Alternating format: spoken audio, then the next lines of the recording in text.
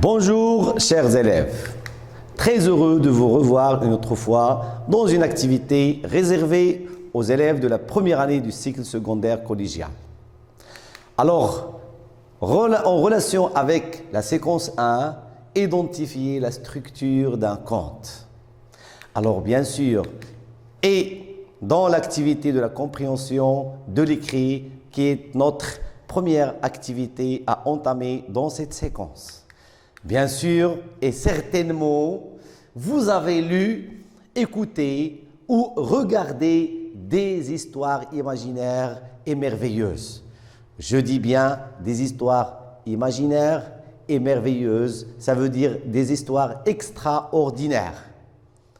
Alors, par quoi se caractérise ce genre d'histoire? À votre avis, par quoi se caractérise-t-elle? Oui, bien sûr. Se caractérise bien sûr par l'imagination et la fiction, c'est la première des choses. Se caractérise par des lieux extraordinaires, par des personnages extraordinaires et merveilleux, voire que les personnages peuvent être des animaux légendaires comme des dragons, les ogres, ça peut être des lions qui parlent, ça peut être voilà, des monstres, etc. Et en plus, on peut avoir des personnages humains, des princes, des princesses, des bûcherons, etc. C'est ce qu'on va voir après. Ensuite, comment appelle-t-on ce genre d'histoire? Oui, bien, on les appelle des contes. Un conte. Un conte. Alors, l'objectif, ou bien les objectifs de notre activité d'aujourd'hui est premièrement reconnaître un conte. C'est quoi un conte? Ensuite, on va identifier la structure d'un conte. Comment est structuré un conte? De combien d'étapes? Quelles sont les étapes d'un conte? Alors, pour savoir tout cela, on va entamer et on va attaquer à un support, un texte, dont le titre est Mqedj. Mqedj. Il était une fois, dans un village, près d'une forêt, un homme qui avait 7 enfants. Le plus petit s'appelait Mqedj. Il était minuscule et chétif, mais intelligent et rusé. Après la mort du père, la famille avait besoin d'argent et de nourriture. Les 7 frères décidèrent de passer à l'action. Un matin, ils partirent à la forêt pour chasser du gibier. Le coucher du soleil, ou bien au coucher du soleil, ils perdirent le chemin du retour. Ils commencèrent à avoir peur. Mqedj, qui était courageux, aperçut un feu à l'extrémité de la forêt, ou bien des arbres. Il demanda à ses frères de l'accompagner. C'était la maison de l'ogre, ce dernier qui avait 7 enfants. Les accueillit chez lui. Il avait une mauvaise idée en tête. Comme vous voyez ici, vous avez la définition des 3 mots que nous avons vus. Bien sûr, chétif, numéro 1, ça veut dire quelqu'un qui est maigre, fragile et mince. Ensuite, vous avez nourriture. Nourriture, ce sont les aliments, bien les alimentations qui servent à être mangées pour notre corps. Et vous avez ogre. L'ogre, c'est un géant à l'aspect effrayant. C'est un géant à l'aspect effrayant, se nourrissant de la chair humaine. Ça veut dire qu'il mange les êtres humains. Ensuite, il leur donna à dîner et pour leur sommeil, les couvrit d'une gtaifa rouge. Ces enfants étaient déjà endormis sous une gtaifa verte. Pendant la nuit, Mqedj, qui était intelligent, comprit que l'ogre allait leur faire du mal. Il prit la gtaifa rouge et la mit sur les petits ogres. Puis, il réveilla ses frères et mit à leur place, sous la gtaifa verte, des oreillers.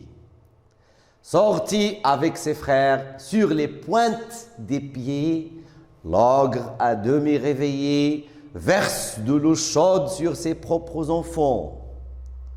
Quand le soleil commençait à éclairer les lieux, Mqidj appela le cheval que son père lui avait offert en utilisant son langage.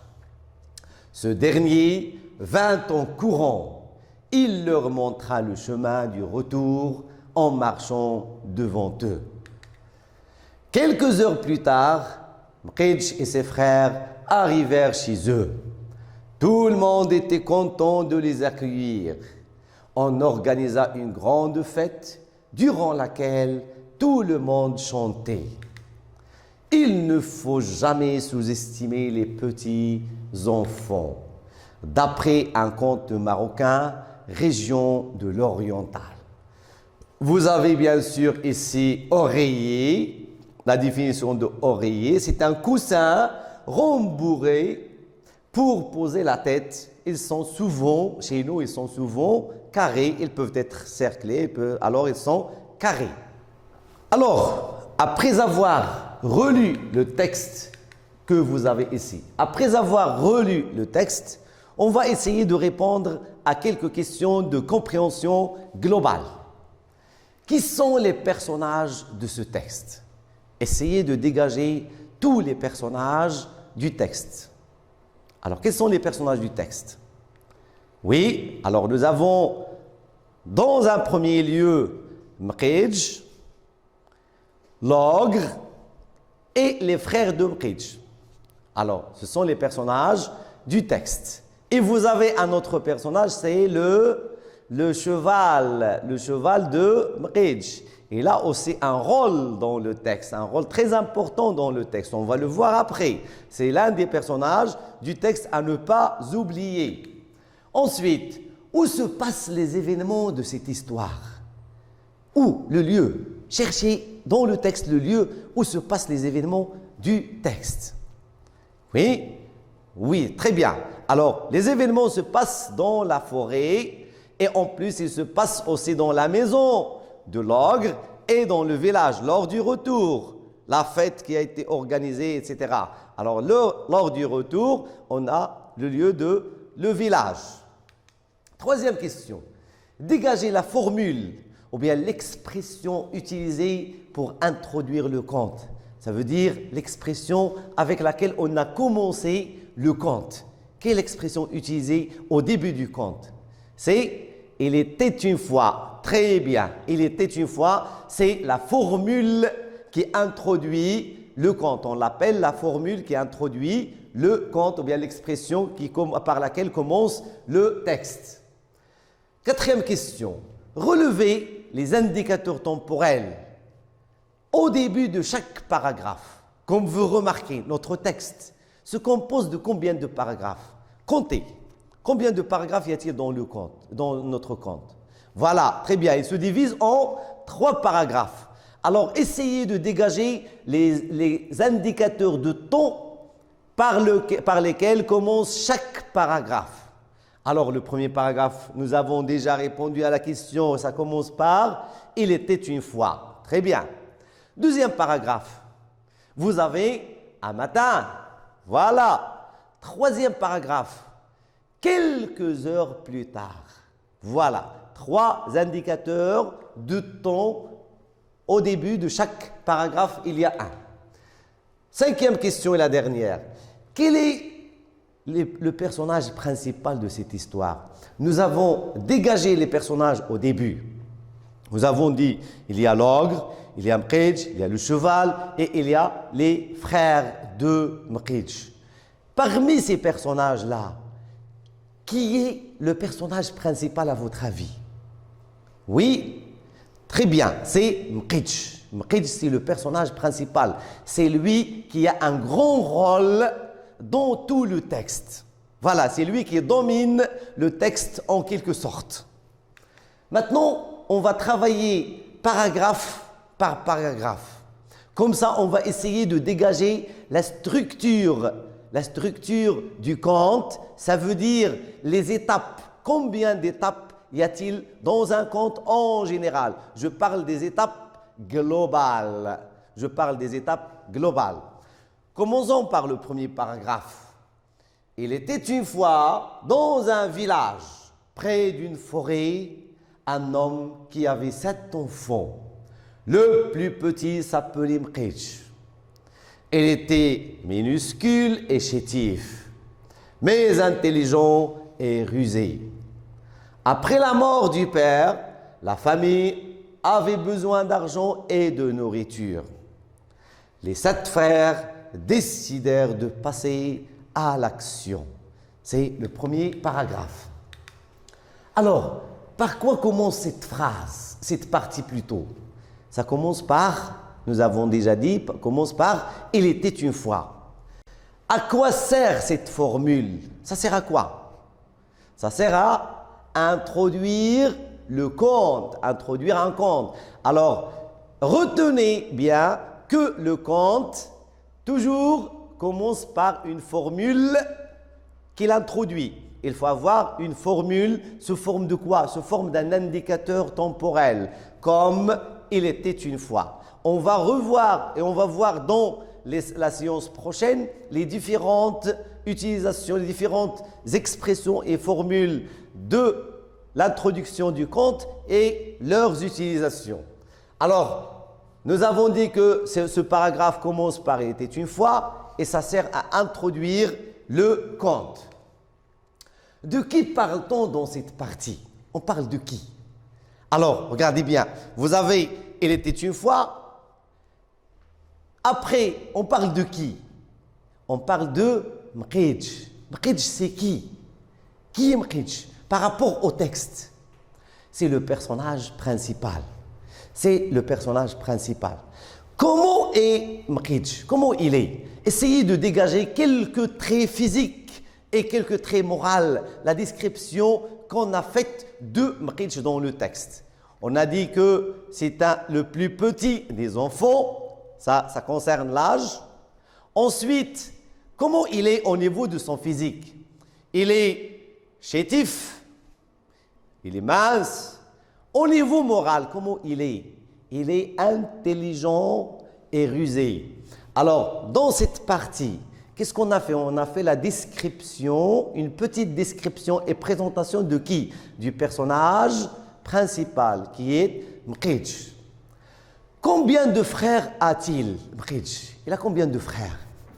Il avait 6 frères. Alors, ils étaient 6 frères.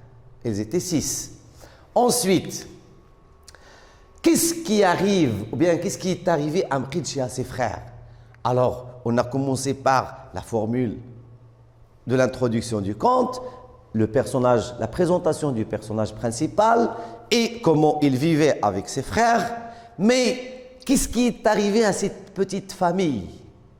Quel est l'événement qui a marqué cette partie qui est très important? C'est quoi? C'est la mort du père. La mort du père. Le père de Mqidj et de ses frères est mort. Là, c'est un événement soudain et un événement inattendu. C'est un événement inattendu, bien sûr.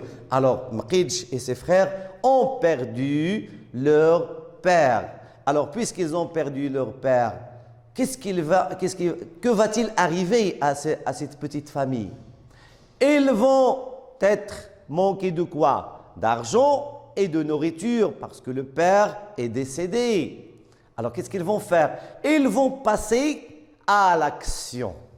C'est ce qu'on va voir. Qu'est-ce qu'ils ont fait pour survivre et pour vivre et pour avoir de la nourriture et de l'argent? Alors, nous avons dit de quoi souffrent-ils? Ils souffrent de quoi? Du manque d'argent et du manque de la nourriture. De la nourriture. Deuxième paragraphe.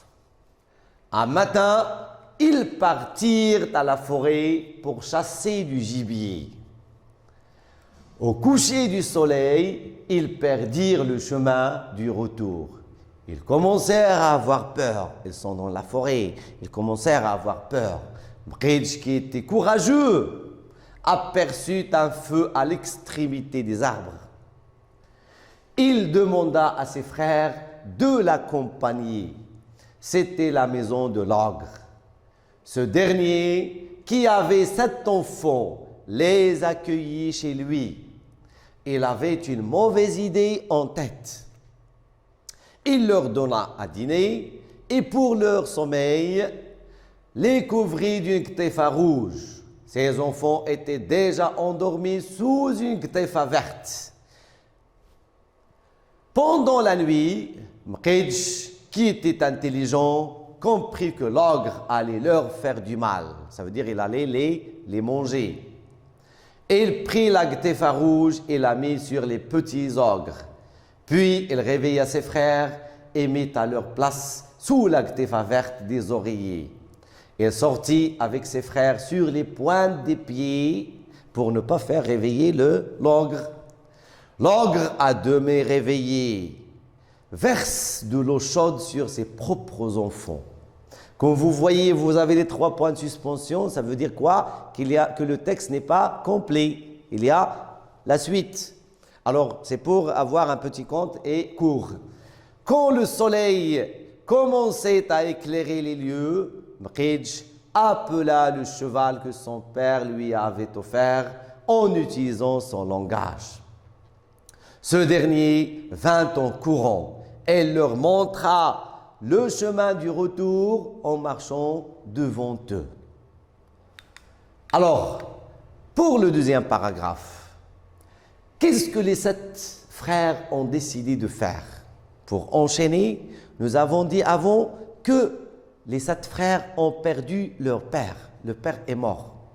Il manque d'argent, il manque de nourriture. Alors, pour survivre, qu'est-ce qu'ils ont décidé de faire? Nous avons dit qu'ils ont passé à l'action. Alors, qu'est-ce qu'ils ont fait? Oui, ils ont décidé d'aller à la forêt pour chasser du gibier. Voilà, pour chasser du gibier. Voilà, c'est ce qu'ils ont fait. Où sont-ils allés pour chasser du gibier? Où sont-ils allés chasser? C'est dans la forêt. Très bien, dans la forêt. Ils sont allés à la forêt. Qu'arrive-t-il aux jeunes enfants? Alors, durant toute la journée, ils sont allés chasser du gibier. Au coucher du soleil, qu'est-ce qui est arrivé aux jeunes enfants? Est-ce qu'ils sont retournés chez eux? Non. Est-ce qu'ils sont restés dans la forêt? Non. Bien sûr, ils doivent retourner chez eux. Mais qu'est-ce qui est arrivé aux jeunes enfants? Ils ont perdu le chemin. Voilà. Ils ont perdu leur chemin du retour chez eux. Ils ont perdu le chemin. Qui les a accueillis chez lui? Alors, ils ont perdu le chemin. Ils commençaient à avoir peur. Alors, Mqidj, qu'est-ce qu'il a remarqué? Il a remarqué du feu à l'extrémité des arbres. Alors, ils sont allés dans cette maison. C'est la maison de qui? Alors, le propriétaire de la maison les a accueillis chez lui. C'était qui? Qui a accueilli ces enfants-là, ces 7 enfants? C'est voilà, c'est l'ogre. Très bien, c'est l'ogre. L'ogre a accueilli les 7 enfants chez lui cette nuit-là. Quelle était son intention? Alors, il les a accueillis, il leur a donné à manger, il les a couverts par une ktefa, parce qu'il faisait froid, etc. C'est une couverture lourde. Alors, qu'est-ce qu'il a décidé de faire? Regardez bien, quelle était l'intention? Est-ce qu'il avait une bonne idée envers ses enfants? Est-ce qu'il va leur faire du bien? Non. Mqidj a compris qu'il va leur faire du mal. Il va Alors l'ogre, de quoi se nourrit-il? Nous avons dit au début. Il se nourrit de quoi? De la chair humaine. Alors, qu'est-ce qu'il va faire aux 7 enfants? Il va les manger. Il va les manger. Qu'est-ce qu'il le montre dans le texte? Qu'est-ce qui montre qu'il va les manger? C'est lorsqu'il s'est réveillé. Il est à demi réveillé, il n'est pas réveillé totalement. Qu'est-ce qu'il a fait? Il a pris de l'eau chaude et l'a versée sur les personnes qui dormaient sous la ktefa verte.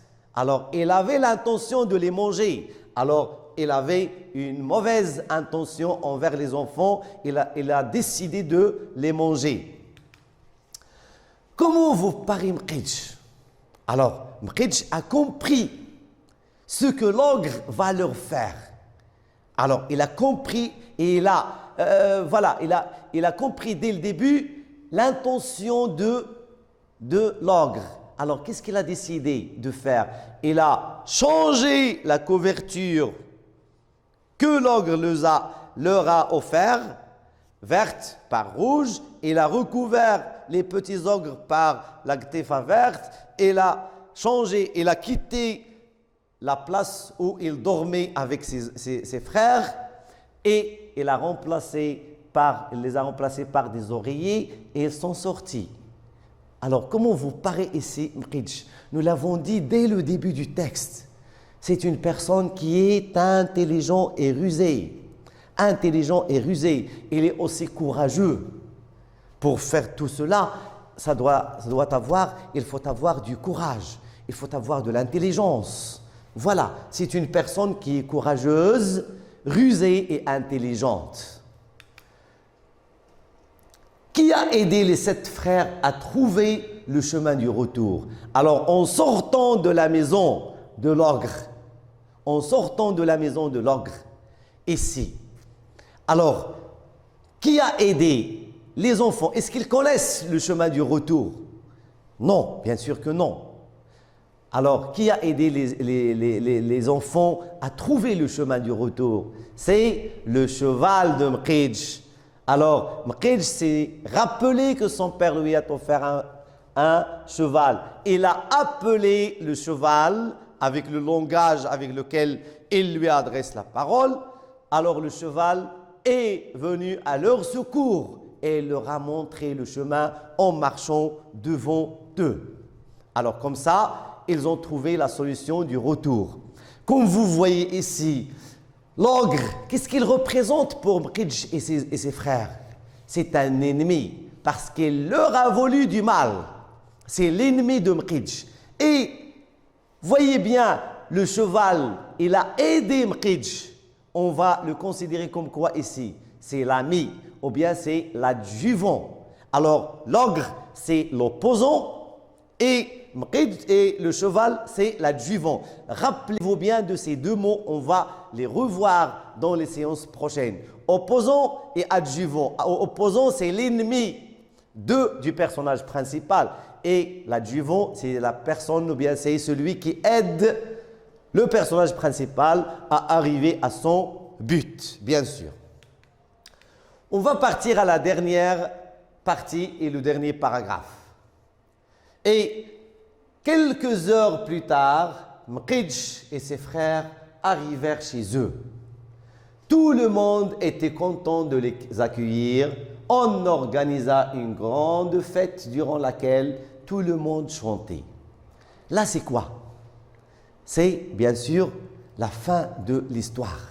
Et vous avez une petite phrase, « Il ne faut jamais sous-estimer les petits enfants ». On va revenir à ça. Troisième paragraphe. Qu'arrive-t-il à Mqidj et à ses frères? Qu'est-ce qui est arrivé à Mqidj et à ses frères? Alors, ils sont retournés chez eux. À l'aide de qui? À l'aide du cheval. Ils sont retournés chez eux. Comment les gens du village, les habitants du village les ont accueillis? Ils les ont accueillis chaleureusement, avec joie et en chantant et en dansant. Ils ont même organisé une fête. Par quoi se termine cette histoire? Notre histoire de Mqidj. Par quoi se termine-t-elle? C'est terminé. Elle s'est terminée d'une manière heureuse. Ça veut dire que le personnage principal est arrivé à son but, sain et sauf. Alors, notre histoire s'est terminée par une grande fête. Tout le monde est heureux, tout le monde est content, tout le monde chante et danse, etc. Voilà. Ensuite, quelqu'un peut nous expliquer le sens de cette phrase, la dernière phrase qu'on a vue. Voilà, il ne faut jamais sous-estimer les petits enfants. Quelqu'un pour nous expliquer cette phrase. Ça veut dire quoi? Il ne faut jamais sous-estimer les petits-enfants. Mqidj, comme vous avez remarqué, c'est le plus petit de ses frères. Et c'est lui qui était la cause de quoi? Du secours de ses frères. Il leur a montré le chemin, il les a sauvés de l'ogre et il les a aidés à retourner chez eux. Même s'il est petit, il est comment? Il est intelligent. Il faut, ça veut dire quoi ici? Qu'il faut donner de la valeur aux personnes, n'importe qui, et quelle que soit cette personne, petite, grande, âgée, vieillard, jeune, etc. Il faut toujours donner de l'estime aux autres. Il faut estimer les autres et leur donner de la valeur. Il ne faut pas dévaloriser les personnes. Bon, on va arriver à la synthèse de ce texte. Comme vous remarquez, nous avons parlé de combien d'étapes dans un conte. Un conte contient combien d'étapes? Global, bien sûr. Un conte contient 3 étapes. La première étape, c'est quoi? C'est le début du conte.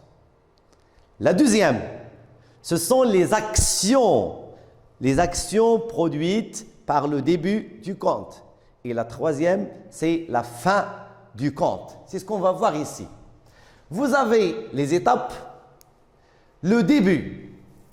Quelles sont les informations que contient le début, la première étape, le début du conte? Il doit contenir la formule du début du conte, premièrement. C'est « il était une fois », etc. Le personnage principal et une petite présentation du personnage principal. Et vous avez l'élément inattendu. L'élément inattendu, c'est un événement soudain et court.